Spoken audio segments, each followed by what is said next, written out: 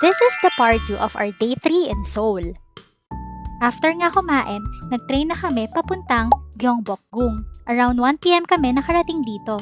Nadaanan nga namin yung statue ni King Sejong the Great. Nakakatuwa naman yung mga locals dito, pa-relax-relax lang oh. Siguro namimiss nila yung init ng araw.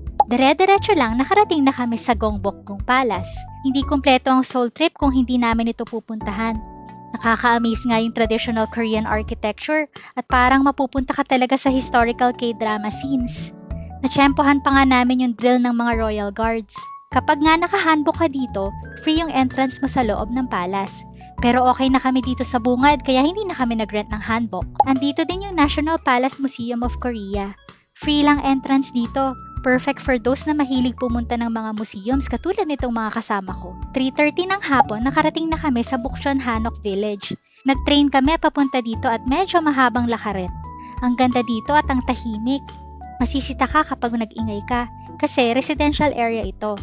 Perfect for walking tours at picture taking. Around 4:30 PM, umalis na kami dito at pumunta na sa Yowinaru. Ito yung subway station malapit sa Han River at Yeouido Hangang Park.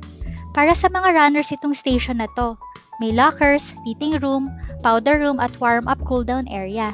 Naisingit pa nga namin tumakbo dito, no? Ang sarap tumakbo, fresh air. Ang daming nagpipiknik dito, ang saya. Sunday kasi nung nagpunta kami. Around 8 PM, nakarating na kami dito sa Jongsamyuk. Hindi kumpleto ang Korea trip kung hindi magsasamgyupsal. Ang juicy ng pork. Hindi nga dito anli pero nabusog naman kami. Hindi lang basta kain, full experience talaga. Feeling namin nasa K-drama. Napa-order pa nga si daddy ng soju eh. Around 9:30 PM, umuwi na kami. Ang saya ng araw na ito. Chill lang yung itinerary tapos nakapag-run pa nga sa gilid ng Han River.